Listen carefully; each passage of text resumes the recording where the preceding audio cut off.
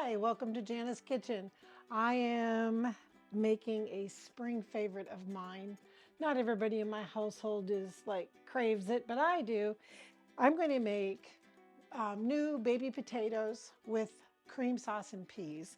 It's a very spring thing, and yesterday was the first day of spring. I have some you can buy baby reds, baby golds, whatever you want, okay? But I can eat this just like as a meal all on its own. And so, since I boil them with the skins on, I'm going to add them to a bowl of cold water. And I've got some baking soda. And I'm going to add about a teaspoon of baking soda to the water.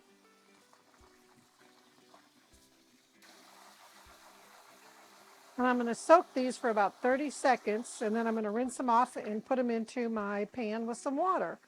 And we'll be back. Okay, we're back.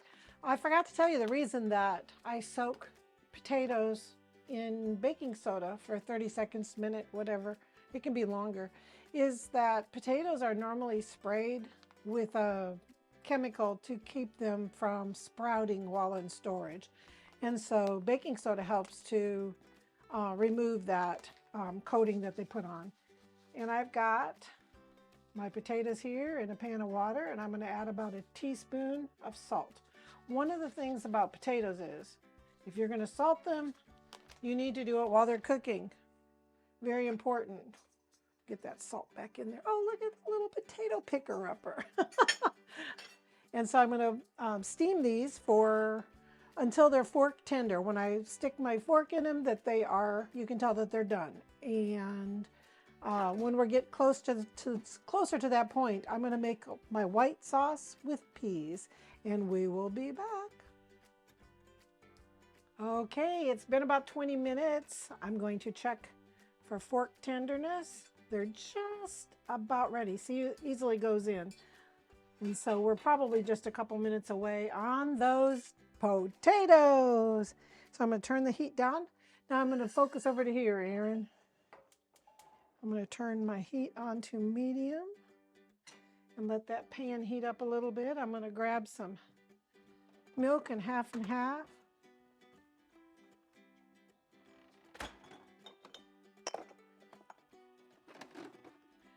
This is such a family favorite. As I was growing up, we all liked it. I have some half and some whole milk, but you can use 2%, you can use whatever. I'm going to use truly half and half regular milk in this while that pan's heating up.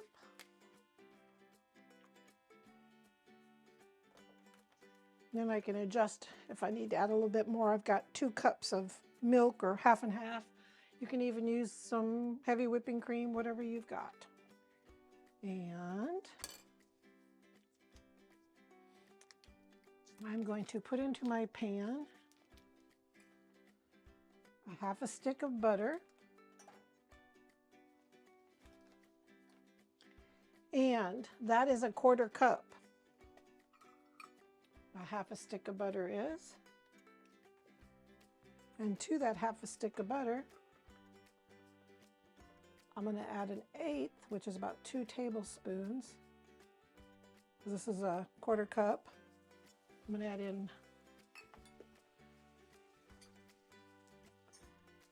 2 tablespoons of butter.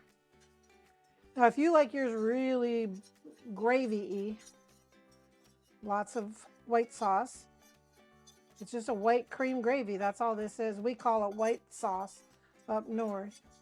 It's like you guys have chocolate gravy and whatever down here. And so you have to cook the flour or it won't taste right. Here, you want to grab the nature seasoning for me?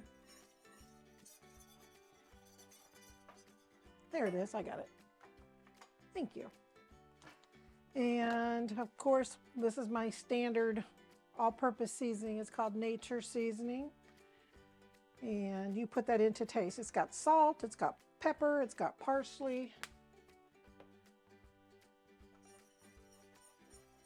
And I put in to taste, whatever your family likes for saltiness. And it's got onion powder and everything already in it. I'm going to add just a little bit more flour because I like it to be not quite as buttery as that is. And I use Wondra flour. It's my favorite for making sauces and gravies, but you can use regular all-purpose flour.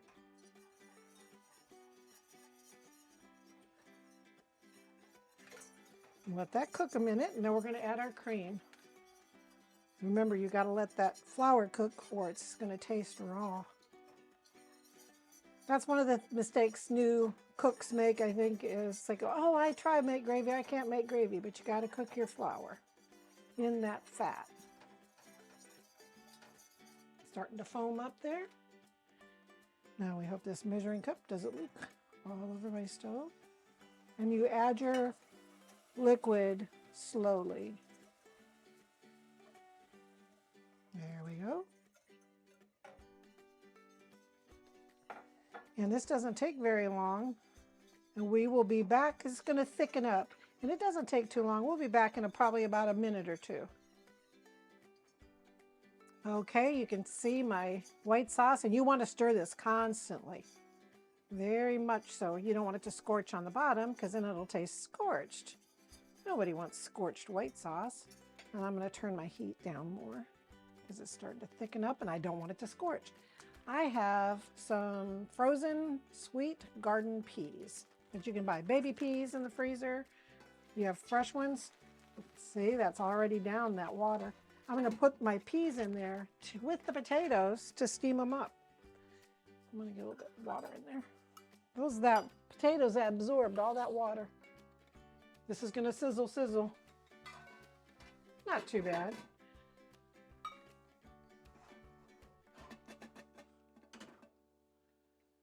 And those are going to be steaming away. Here's my gravy for the white sauce.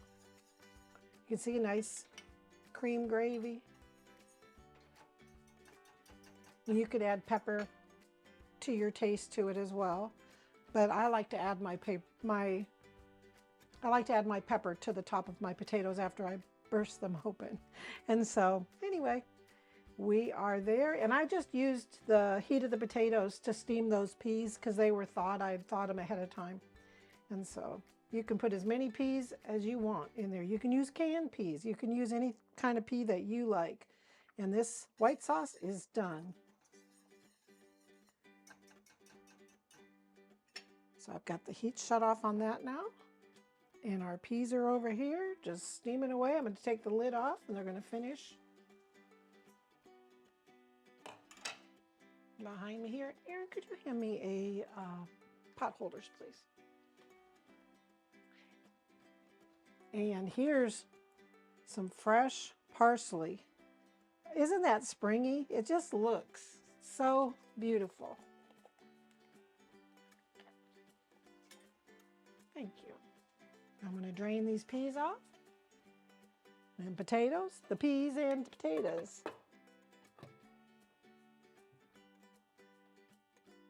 Here they are. Turn my fire off.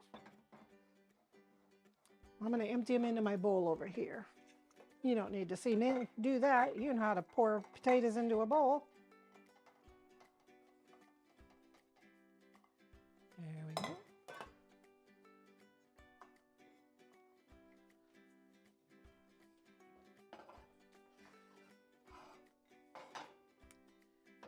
And now I'm going to grab my ladle here.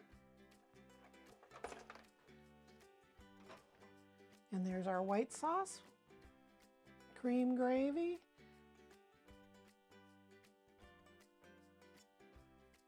And that is as easy as that is. And that is such a delicious side. And I just put them on my plate and pop them open. These are really good with a fried pork chop too.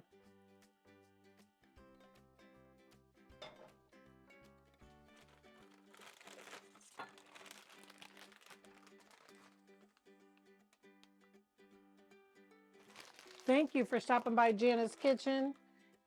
And the recipe will be below in the description box.